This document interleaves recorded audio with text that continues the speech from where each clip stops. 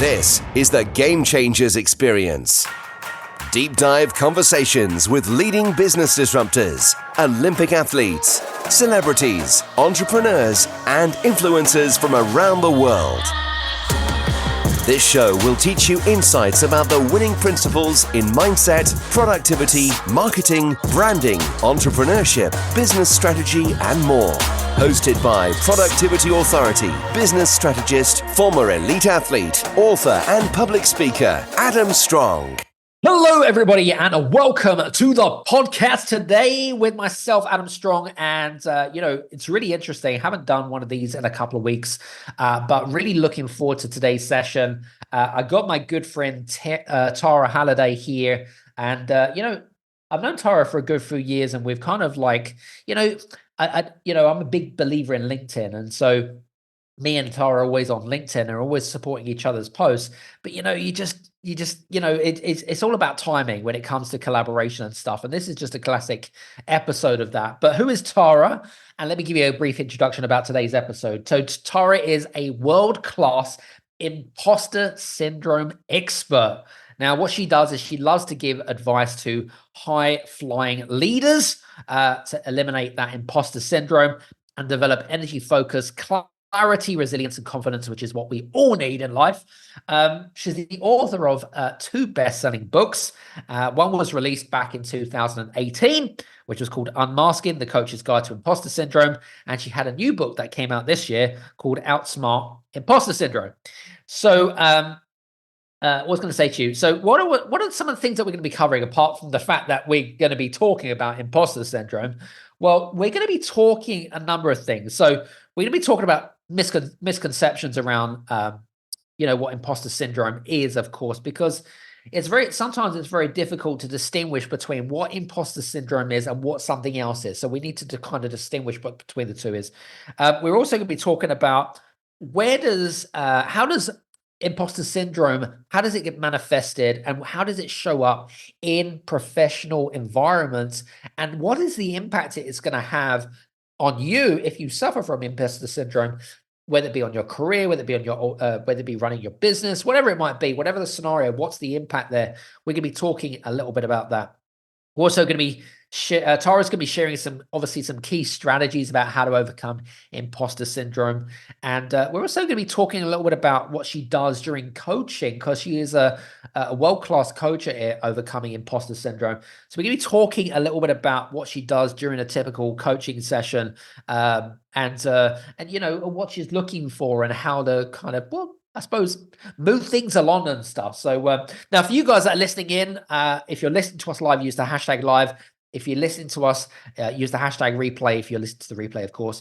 And if you're listening to this on the podcast, make sure that you go over and check all the show description notes out on the podcast. And do me a favor, if you love today's episode, please leave a 1 or a 5-star review. I will be super grateful for that. As we're coming up to the big 270 episodes and stuff. So really thankful for your appreciation for your reviews and testimonials.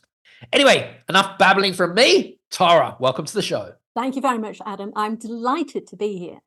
Well, delighted to have you. It's been great to chat offline and I suppose rekindle our relationship, I suppose, in a way, isn't it? Mm-hmm. Yes. Absolutely. Been quite a few years. It has been quite a few years, absolutely, definitely. So I mean, we're going to be talking a lot about imposter syndrome, of course, because that's your area of expertise, isn't it? Yes.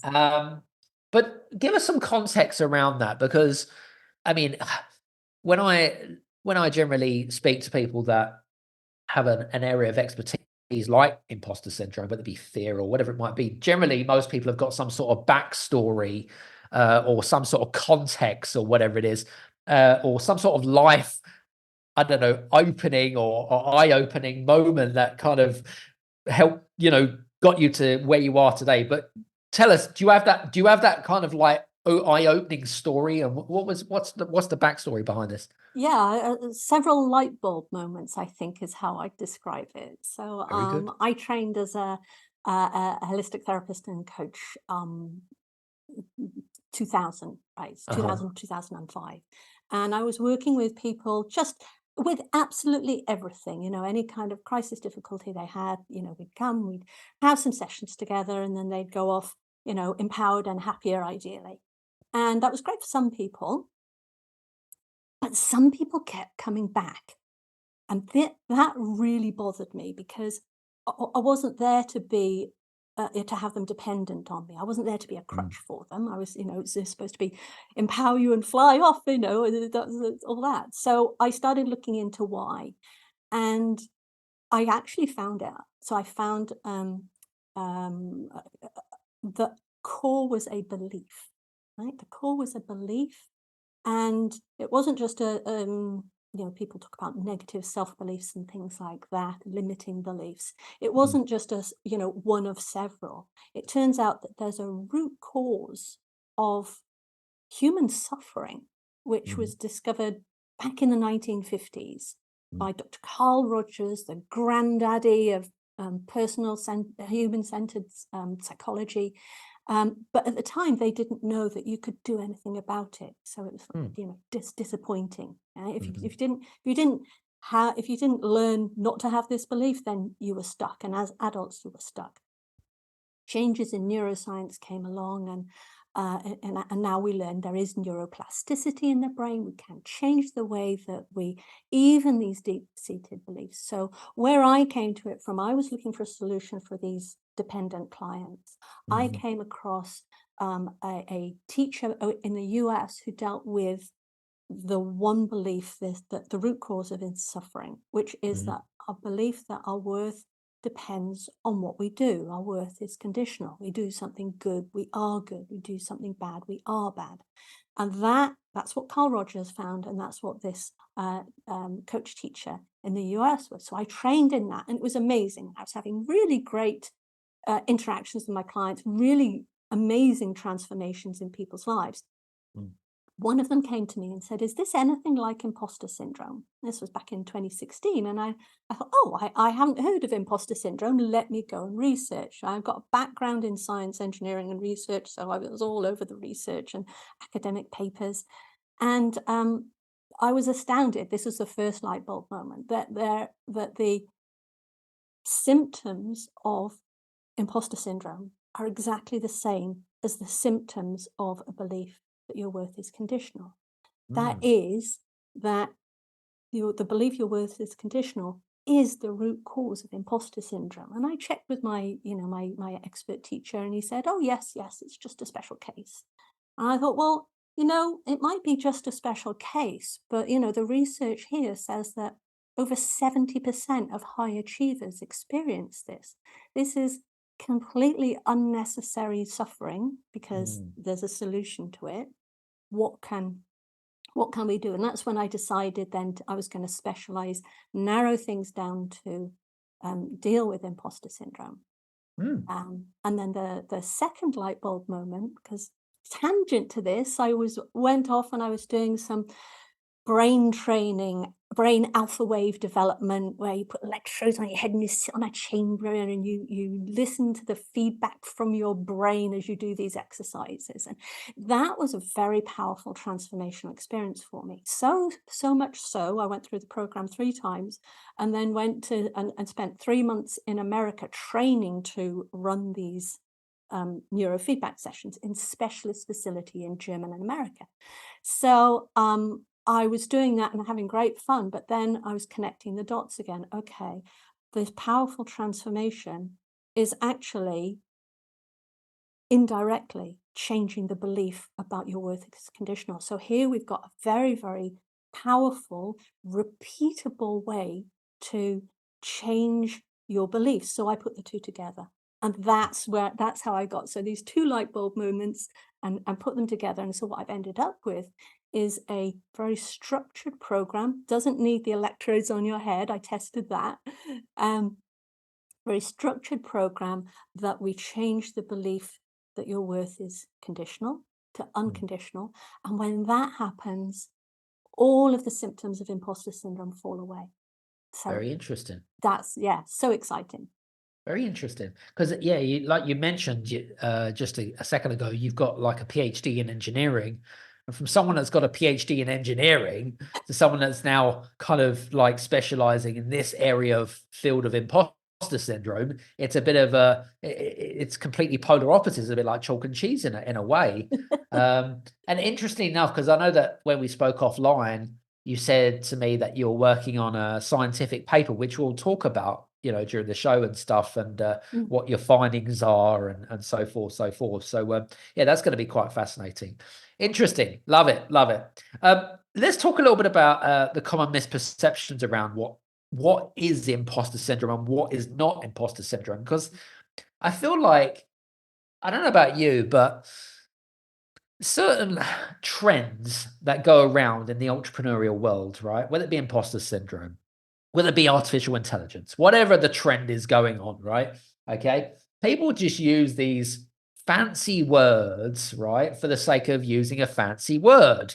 So I guess my analogy is that, okay, great. Yeah. They want to kind of like, I don't know, jump on the trend as such for whatever reason, whether it be to go viral or, to make a name for themselves. But let's just talk a little bit about like the common misperceptions of imposter syndrome. What is it and what is not imposter syndrome? Yeah, very good starting point. So imposter syndrome is the secret feeling of being a fraud, like not good enough, Yep. when you're not a fraud, right? So it's not lying on your resume, it's not deceiving people in interviews or pretending to be something you're not. No, it's actually when you're successful, when you're powerfully achieving things, and at the same time, you don't feel like it's you. You don't feel like it's because you have this doubt, and it can either drag you down energy wise, or it can hold you back, or it can cause you to hold yourself back. So that is imposter syndrome. It's a big deal, and as I said, it affects over 70% of high achievers. So Meryl Streep is a great example.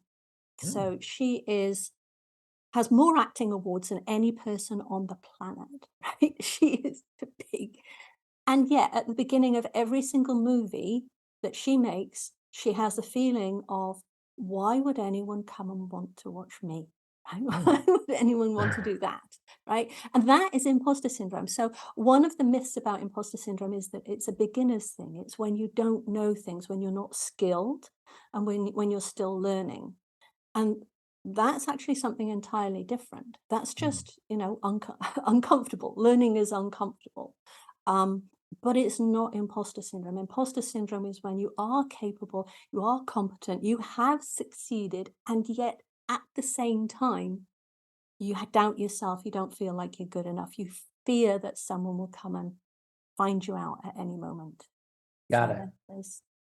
there's It's interesting you brought something up which kind of caught my curiosity there, because you said, now I'm just thinking about, I don't suffer from imposter syndrome, thank God, but for someone that does suffer from imposter syndrome, it is what you're saying. Is it because they maybe, do you feel like when you are interacting with potential clients that suffer from this, is it because they're kind of living in the past? Like where they say, for example, they are, I don't know, at the beginning of their career or the beginning of their business, but they're super successful now, but they keep kind of wanting to kind of like live in the past and think, oh, I'm just at the beginning stages. Is it similar to that too? Um, actually, it's not. Like the root where this belief that drives imposter syndrome, the belief that our worth is conditional, where that comes from, is a natural part of our childhood development that just Yep. got skipped. So when we're between 18 months and 3 years old, we're learning our sense of who we are, our identity, and we learn that we are a separate being from other beings, a separate physical body from other physical objects and things like that. At that point, would have been the time that we could have been educated that our worth does not depend on what we do, right? Our actions and our worth are separate. Mhm. Most people, the vast majority, our whole society doesn't see that separation. So our we've got this merging together of our worth and our actions. So that's where it all comes from.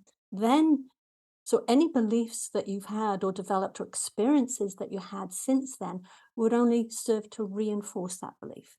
So it isn't even when somebody has imposter syndrome, it isn't even that they're thinking back to a difficult time, when they were first starting out or something like that. And you can be in the most supportive, encouraging, nurturing environment, the most positive, upbeat workplace, and still suffer from imposter syndrome. So it's an internal. Yes, it can be triggered by a toxic work environment, but it's not caused by a toxic work environment. That's a really important distinction, because that when you come to look at how to solve the problem of imposter syndrome, it's got to be looking inside, not outside. Interesting.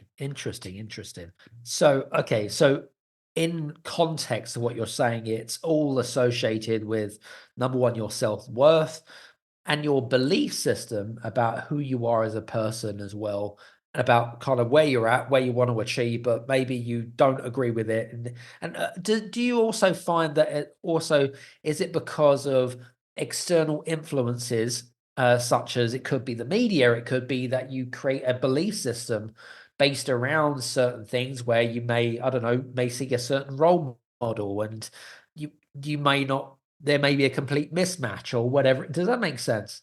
Yeah, so one of the symptoms of imposter syndrome, because I'll go into what the symptoms are in a bit. Yes. One of them is comparing Yes. yourself to others, and comparing and seeing others, comparing yourself to how they look, how they appear to be, and their success. And you compare it not to your appearance of success or your actual success, but how you feel on the inside. And if you've got that self-doubt on the inside, then there just seems to be this huge gulf that makes you feel like you don't belong, which reinforces imposter syndrome. So that's it's a spiral. It really is. So the social media, I gotta say, it doesn't help, but the comparing would be there anyway. Absolutely. Yep. Agreed. Yeah. Especially for the younger generation as well. I mean, you've got a whole heaps of pressure of the whole society and stuff, but that's a whole new conversation around Yeah, imposter we could syndrome. talk for another hour on that one. Yes. Exactly. True. Anyway, how does, I mean, say for example, I mean, obviously, a lot of our listeners here are entrepreneurs and leaders, for example. How does imposter syndrome typically kind of manifest itself? How does it show itself in, like, say, an environment, say a work environment, as an example, and what kind of the significant impacts it can have on that individual and the people around it, and even kind of like from a professional, personal growth perspective, like what's the impact there too? Yeah, so there's a very long answer to that question. It's a very So long question. it's Sorry. a very long question. Yeah, that's okay. Oh, we can do it. Though we can do it. So there are three symptoms, types, categories of symptoms, if you like, with Sure. imposter syndrome. There's the imposter syndrome thinking, and that's the self-doubt, the self-criticism, self-judgment, feeling like you don't belong, feeling like Yep. you're isolated. So the imposter syndrome thinking triggers your nervous system, right? It's basically it stresses you out, and then your nervous system responds, and your nervous system responds, and this is the second symptom, which is that you either go into fight, flight, or freeze states, the physiological stress states.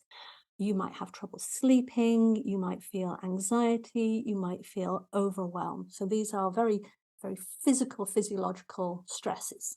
Sure. And so when you're stressed in that way, then the natural thing that your whole system does is it wants to cope somehow. And so it drives you to do coping behaviors. Now these are imposter syndrome behaviors. This is the third group of symptoms. So Okay. these behaviors are either hiding behaviors or striving behaviors. So the hiding behaviors are procrastinating, Mhm. um, not speaking up enough. Not that you don't speak up, but maybe not enough. avoiding opportunities, like a consultant would just not go for certain quotations putting forward because they feel they wouldn't get it. So they don't even try. So it's an avoiding thing.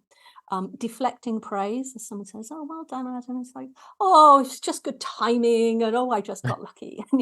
Yeah, but genuinely believing that that's part of it. So those are the hiding behaviors. Those are ones that the idea, if you like, is if I'm out of the spotlight, people won't find out that I'm not as good as they think I am. So then it flips to the other one with the striving behaviors, where you feel that you're not good enough. So now let's make yourself good enough. So it's this pushing forward kind of thing. So that's where people get perfectionism. That's where people are comparing.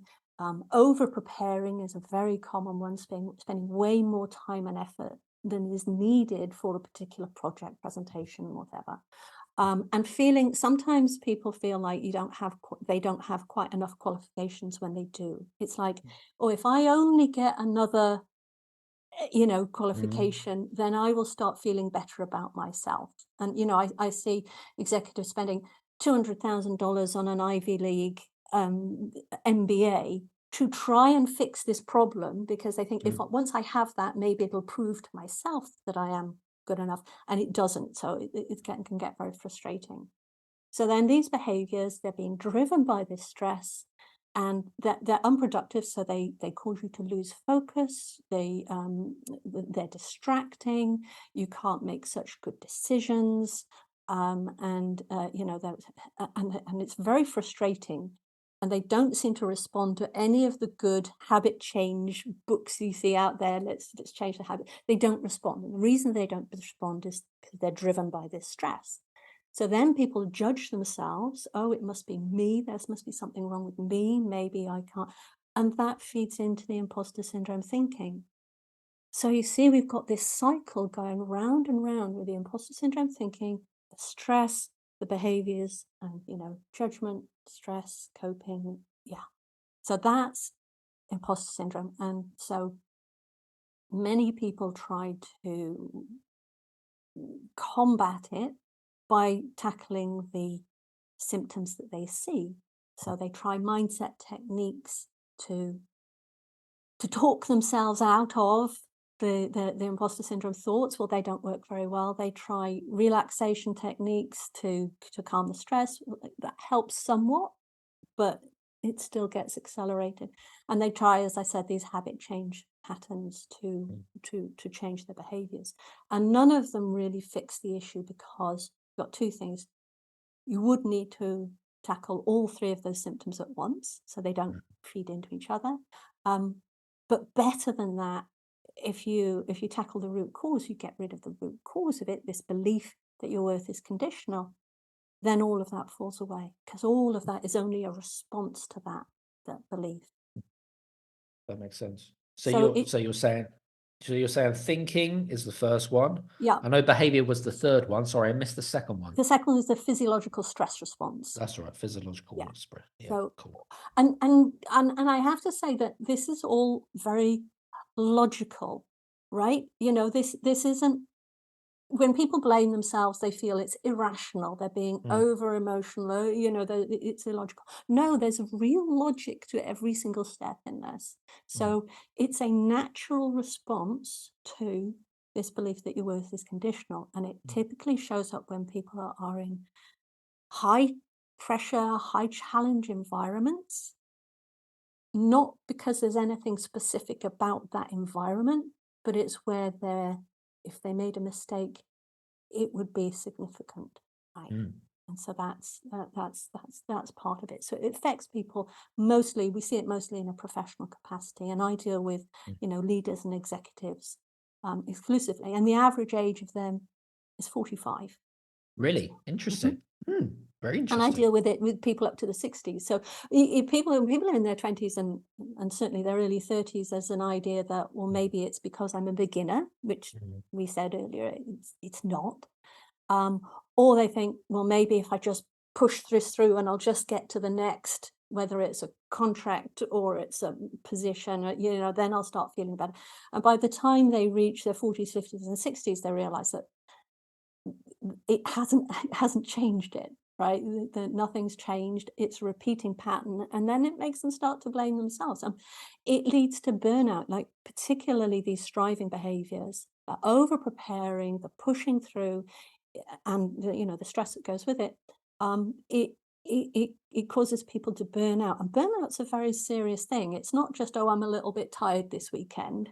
I've seen people, bedridden for 3 months with it. Mm, It's mm, a serious blow, and people end their careers. mm, They quit their businesses. If they're mm. business owners, they quit. It's a really big deal, and I would say that imposter syndrome is probably the biggest block to personal success and personal Mm. performance, um, Interesting. because of the impact and because of, it affects so many people, but all in different ways. So you wouldn't Yeah. have all of those symptoms. You'd have your own unique profile of them. Yeah. Of course, absolutely. I guess for you, when you, I know that you've got a scorecard and stuff, but is there also things, how does personality profiling also does that also help someone like you as a practitioner in terms of identifying some of the root causes of imposter syndrome and how to deal with them and how to speak and communicate to them?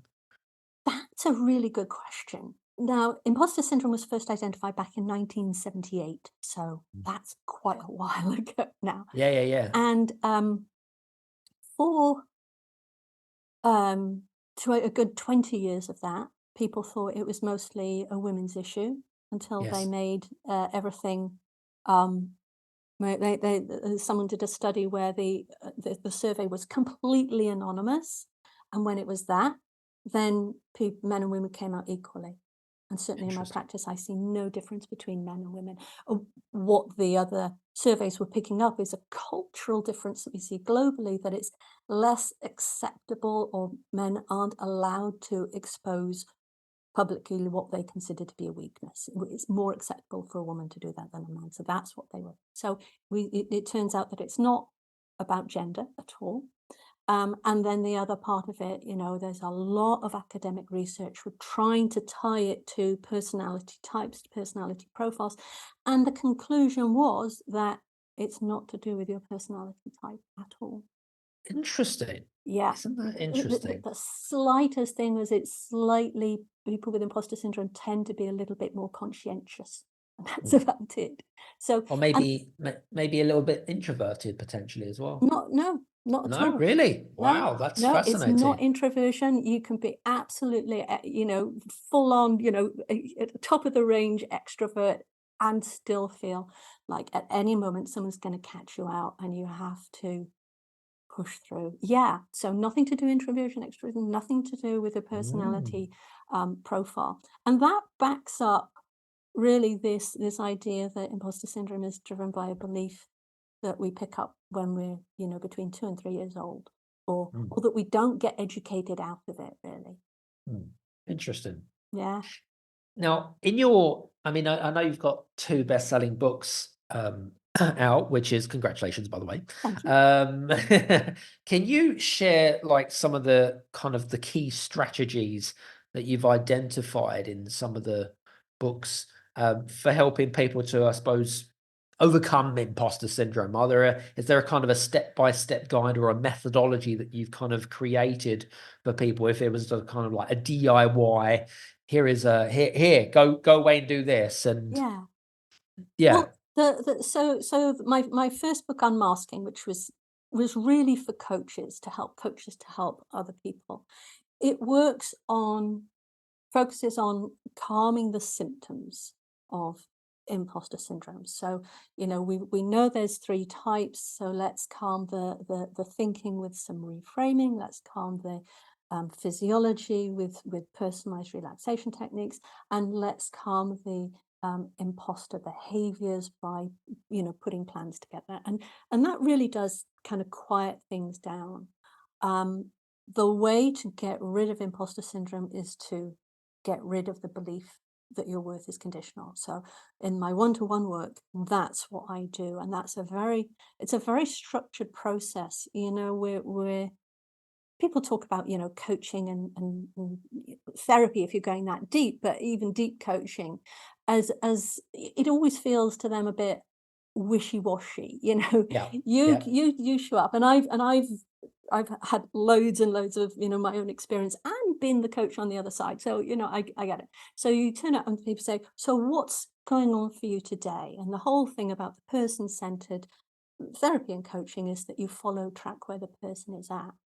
Mm, And in certain coaches, there's the coaching styles, the person has their own answers. So it's of just a case course. of let's just, yeah.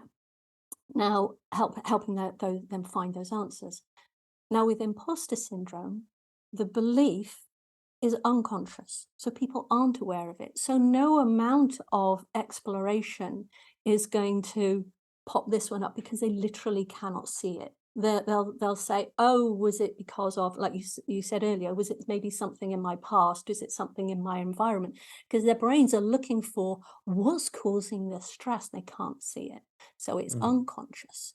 So given that, and given that we know what that belief is, what I do in my work is I take people through a very structured process. So first of all, we change the way that the brain views events that are stressful. This is essentially, so we're working on, back deep into neuroscience here. So I, I don't know how deep you want me to go into this. If you want, I'll jump Go in. as deep as you. I'm fascinated. I mean, listen. I'm kind of actually trying to distinguish how important also self-awareness is as part of this, because I'm a big fan of self-awareness, because I think if you're not aware of what's going on, how do you know you got a problem in the first place, right? I mean, that's kind of my analogy. Very, very, very first step is, well, actually, the very first step in my program is getting calm, right? Because Mm, when you are not calm, when you're stressed, when your brain is not calm, right, it's looking out for danger. It's always looking out for where's the next tiger, snake, fire. That's it, right? And in that mode, that's not a brain changing mode. That's a defensive mode. So mhm, first, get calm. When you're mhm. calm, then you can start to see things. So then you start with a awareness, um, self-awareness. One of the things I do actually is I do an emotional intelligence test before and after the program so we can actually track with the numbers again. The engineering come Nice. back to that. To track the progress. And there's generally a significant improvement in emotional intelligence, and a big part of emotional intelligence, half of emotional intelligence, is self-awareness. So yes, so we are building self-awareness. We're building in a framework of understanding the reasons why people do what they do Mhm. based on the belief of conditional worth. So now you've got a way of understanding people and their behaviors that sometimes seem so irrational, right? And so incomprehensible. Okay, now we can understand it, and we're learning to accept other people, and then we get to learn to accept ourselves. We do all that in the context of your own personal experiences. So if I go right deep, deep, deep, deep. So what's going on is there's a part of the brain called the amygdala, which is people talk about the fear center. This is the bit that's looking out for danger. And it's, Got it. behind, in front of the ears, behind the eyes. There's two parts to it. And most of the brain, once we're adults, doesn't change. Only certain parts do change, because the brain's model of the world is how we perceive the world, is what keeps us safe, right? So we don't want to mess with our painfully learned experiences. But there are certain parts that will change. And the amygdala is one of them, because it needs to update if there's a new threat, if it's going to need a new threat. And what the Mhm, amygdala does is it works automatically. So it spots something, your brain spots something that resembles a previous threat, and it mhm. triggers your nervous system, and it gets you ready to defend, protect yourself. So that's what the amygdala is doing. And it's looking out for instances that would reinforce your worth is conditional. So what we do is we go through a very specific process, very specific, that changes the neurochemicals. So it releases something called acetylcholine, right? There are 3 different ways to release acetylcholine. And then in the presence of that, then the brain is able to change. So, when you're getting down to the nuts and bolts of this looks very different to coaching, typical coaching, to talk therapy, anything like that, because we're actually performing a process on the brain that's operating based on the way that the brain already works. So it's a very natural process. And what's most exciting for me about that is the results that it gets. So for people who've done my program and they do all of it, right? Because it's like a course of antibiotics. You've got to take the whole thing. You can't do a part and it won't go away. No, once you take the whole thing, then it has 100% success rate, which in engineering is just, never happens. and in coaching, right? Coaching and therapy, it becomes unbelievable. But when you understand the process that's going on, then of course it is. And there is actually a very new form of therapy that other people are doing, that therapists are using with people with PTSD, post-traumatic stress disorder, along the same lines as this, changing the acetylcholine around the amygdala, which changes the memory. It basically updates and reconsolidates, it's called. So reconsolidates, changes the memories so that your amygdala no longer reacts to the stress. And that's why the symptoms fall away. Because you're no longer being triggered. So it's not like you're trying to align yourself, talk yourself into anything or anything like that. Your brain literally says, "Oh no, actually that's not a threat. So we'll just stay relaxed." So it's like you're reprogramming yourself, like a computer, really, in a nutshell, isn't it? It is, but it's not. And I do get asked this question, but it's not neuro-linguistic programming. No, which is different. Yeah, this absolutely. is I don't know what you call it, bioengineering, but it's it's a very powerful process, and it because it tracks the way that the brain learns what to fear, if you like, and it undoes that, then it's 100% success rate, which is just amazing. Very good. Yeah, and then the kind of results that you get, well, then people forget to doubt themselves. So we're talking about the imposter syndrome thinking. People forget to doubt themselves. So when they're thinking about, oh, we've been invited to give this talk, or that this award ceremony, or this big speech to a whole bunch of your very, very smart peers, right? Then it's like, oh, would I like to do that? Oh, would I, you weigh up the pros and cons, not the, oh my gosh, I couldn't do that because and what would they think? You just don't go there. So Sure. it creates an effortless confidence. It's not an overconfidence, it's not that you'll stop evaluating things, right? You're not going to stop reflecting, which is what some people feel when you talk about, well, let's get rid of your self-doubt. People say, well, self-doubt's good. Well, no, self-doubt is not good. Self-reflection and self-awareness, those are all very good. But self-doubt is self-reflection plus judgment. And we just don't need that judgment. No, agreed. Very good. Like that. I know that we're coming towards the end of our conversation, but there is something that there's a couple of things actually. First thing is, when as a coach in doing what you're doing and stuff, what are some of the, maybe, I don't know, there are kind of some questions that maybe some of our listeners could go away with and start to, question our subconscious mind, because effectively, I'm not saying that this is something that we could go off and reprogram our minds to, to cure imposter syndrome. That's not what I'm saying. But I guess, are there any questions that, or maybe there is some homework that you give, say, clients that you say did sessions with or whatever it is, and you might say to them, I want you to go away and work on this. Okay. And these are the things I want you to go and ask your subconscious. Is there anything kind of springs to mind that helps them to kind of, accelerate that process of overcoming imposter syndrome? Well, the process that we work through does that, Yes. and the structure of it is, homework and, exercise you do yourself, and then one-to-one sessions, right? So that's the process. But I think coming back to what you said earlier about self-awareness, that's the best place to start, right? Yes.